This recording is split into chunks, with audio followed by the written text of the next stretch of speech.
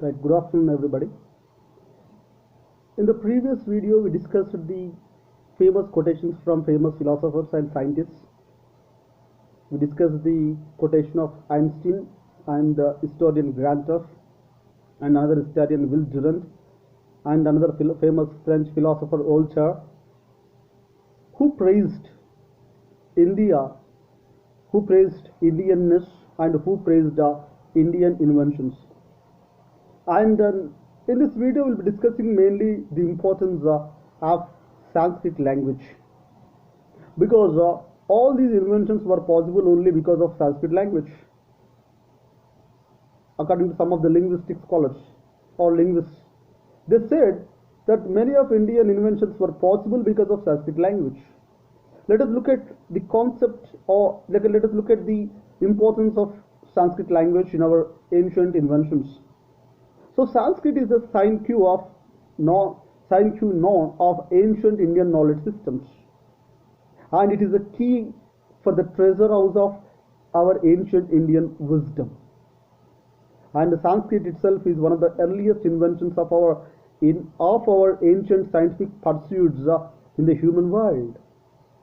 So we can see that, and some of the linguists or some of the theoreticians, some of the scholars, they said that all these inventions in India were possible because of Sanskrit language.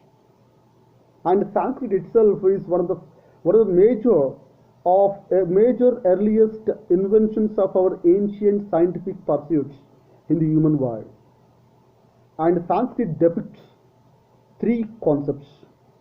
The first concept is Sanskrit depicts the origin of speech sounds. Sanskrit depicts earliest social living. Sanskrit depicts binding force of the subcontinent, the Akhand Bharat. So Sanskrit depicts the geographical union, a subcontinent, and Sanskrit depicts the social living of Indians, of our ancient Indians, and Sanskrit depicts the language, it means the origin of speech sounds. And from Kargil to Kanyakumari and from Kamarupa to Saurashtra, the whole India is one for every Indian because of its possessiveness for Sanskrit language.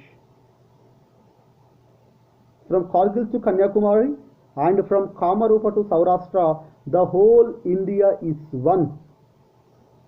We may belong to different states, different places, we may have different cultures, different food habits, different dressing styles, different ways of living, but at one point we are all Indians, because this one idea of one nation, that India, is because of its possessiveness of Sanskrit in the earliest ages of India.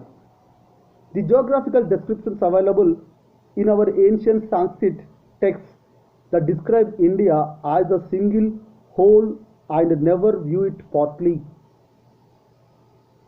The geographical descriptions in our ancient texts, these texts consider India as a whole thing, and these texts never consider India as partly. So the lofty idea of one nation, one people with regard to our country is as old as our Vedic tradition.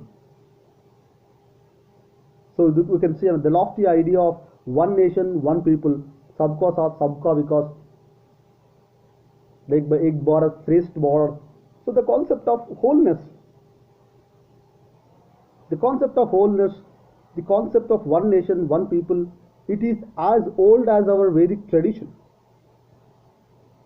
And in the anatomic analysis of the linguistic body of India, all the regional languages play an efficient role of various limbs. Even we can know that the language is so much interconnected with the human body. So all the languages, if you look at all the Indian local languages or vernacular languages, or all the languages in India, they have certain styles, there are certain ways of connecting with the human body parts. If you spell certain words or certain mantras, and they are deeply connected with some of the body parts.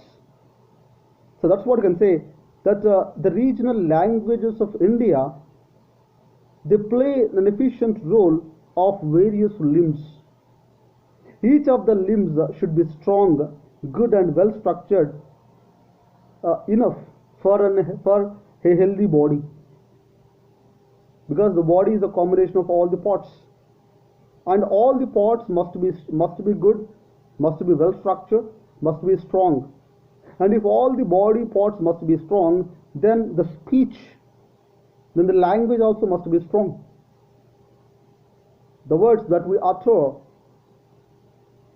should be able to activate, or should be able to no should be able to activate our organs or our body parts.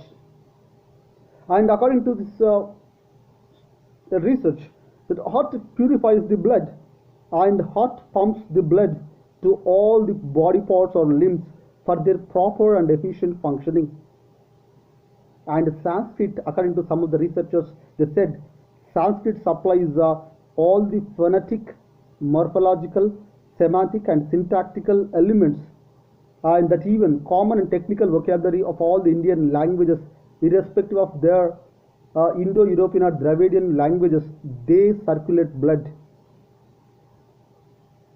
That here we need to understand, they circulate blood to all the limbs of our body. So Sanskrit and all the Indo-Indian languages, they supply blood, because heart purifies the blood and it pumps blood to all the limbs. The Sanskrit and other Indian languages, they circulate blood to each and every part of our body. Here we need to understand the elements of phonetic element of Sanskrit language, morphological, speech, and semantic and syntactical. All these elements of Sanskrit and other European languages or Indian languages, they circulate blood from heart to all the human parts. And this unifying culture of Sanskrit earned a great and unique place among all the languages of the world. This unifying culture or nature of the Sanskrit earned a great reputation, a unique place in all the languages of the world.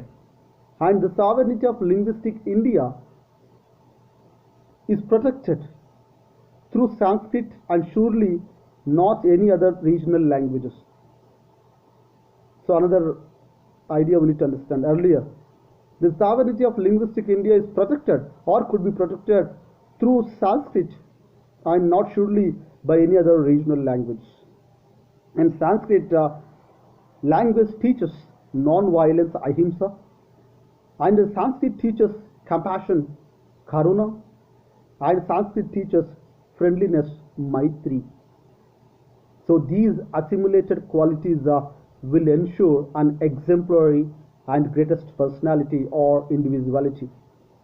Right from the Vedic times, Indian intellectuals, they established a good relation between man and nature, and they advocate that